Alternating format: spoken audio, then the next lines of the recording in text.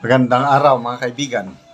Pag-usapan natin ngayon ang interview ni Karen Davila kay Yusek Attorney Claire Castro. Nako, ang tanong ni Karen Davila tungkol sa Office of the Solicitor General Guevara, ang sagot ni Claire Castro is pagsisisi ang sinisisi niya mga Duterte supporters. Kaya sinupalpal siya ni Karen Davila. No. Hindi ito Duterte supporters. OSG ito. Grabe. Sagot ng sagot, puros na lang Duterte ang kanyang bukang bibig. Duterte. I don't know anong klaseng pag-iisip itong ating Palace Press Officer. Okay. Pakinggan natin Duterte supporters. No. This is not the Duterte supporters. This is not the Duterte supporters. I'm actually reading the manifestation. In other words, okay, at the end of the day, with the technicalities, he won't defend the government. Yeah. That's the problem with some of the Duterte supporters. No. This is not the Duterte supporters. This is not the Duterte supporters. I'm actually reading the manifestation. In other words, okay, at the end of the day, with the technicalities, he won't defend the government. Yeah. That's the problem with some of the Duterte supporters. No. This is Inulit not ko the lang. Duterte supporters. This is not the Duterte supporters. I'm actually reading the manifestation. In other words, okay, at the end of the day, with the technicalities, he won't defend the government. Yeah. That's the problem. That's the problem with it. Ako, naranasan ko rin naging spokesman. Matagal-tagal din akong spokesman sa Northern Mindanao and Davao Region. Caraga Region, Northern Mindanao and Davao Region. Mahirap talaga maging spokesman o spokesperson.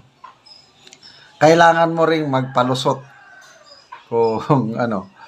Kailang may mga magagaling sumagot. Example, si Attorney Vic Rodriguez, nung spokesperson siya ni BBM nung nakarang eleksyon. Ang ganda ng mga sagot. Full of wisdom si Attorney Vic kung sumagot. Even up to now. In-interview siya. Ayan. In-interview siya ni Karen Davila yung harapan 2025. Ang hihirap yung mga tanong ni Karen Davila na kung wala kang wisdom, mabubuking ka talaga. Kailangan ang galing. Si Attorney Vic, hindi ko maintindihan paano niya nasasagot yung tuloy, yung mga nakikinig, napapabilib, napapawaw. Kaya yung interview ni Karen Davila na yun is umabot million views. That was more than a month ago. More than 2 million views na ngayon. Dahil ang galing sumagot ni Attorney Vic Rodriguez. Si Attorney Trexie Angeles naman, nung siya pa ang press secretary, napaka professional yung sagot, naka-smile palagi, na ikaw na manunood, mapawawa ka talaga, sabi, ang galing, wow naman, napaka-respeto.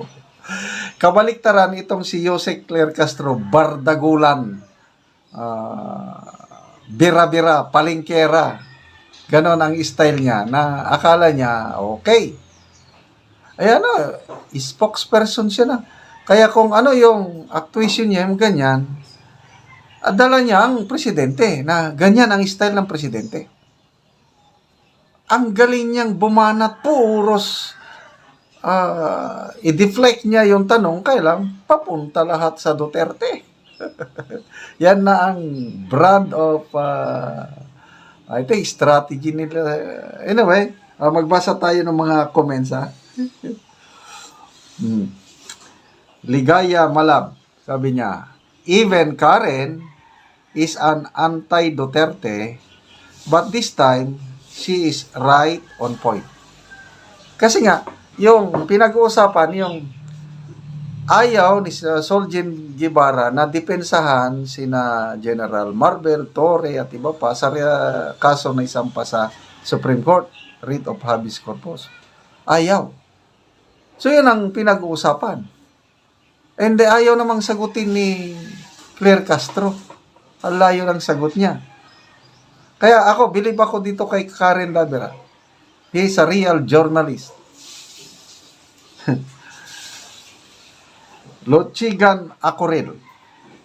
Get first the question before answering. Bogokers. Oh, bogok. 8-8. Rowan Axel. Aling Claire.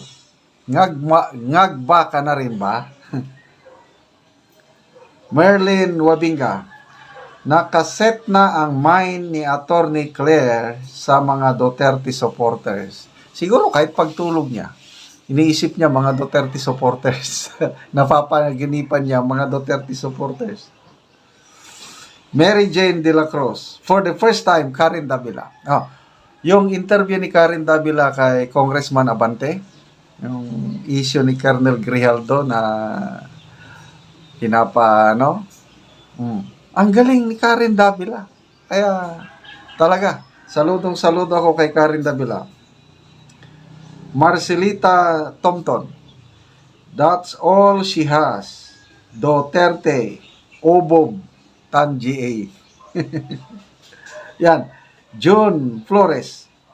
Poor IQ. Can't comprehend. So, abogado pa naman. Nanong hindi pa siya naging palace press officer, sa mga vlog niya, maganda naman yung paliwanag niya. Ako, naintindihan ko yung paliwanag niya. Sinusubaybayan ko siya noon, nung vlogger pa siya. But ngayon, nag-iba ang hiihip ng hangin. Wala na. Noong una, grabing birada niya, batikos sa PBBM admin. Ngayon, wala na. Nasaan ang yung binabatikos niya ngayon, siya dinidepensahan niya na. Mostly Bian, oh my goodness, ma'am, listen carefully to the question. Aliona Bedwell, Birahi, ma'am, Karen, Sopalpal ka, Beth Bautista, Manang Claire, oh my God, where is the brain?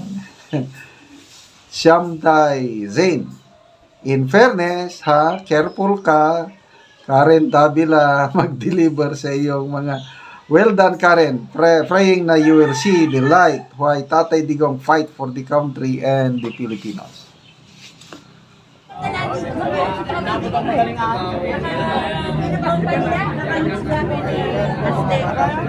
Ang tawag ng Duterte, lahat pa nito ang ginagawa nila. Marcos Jr.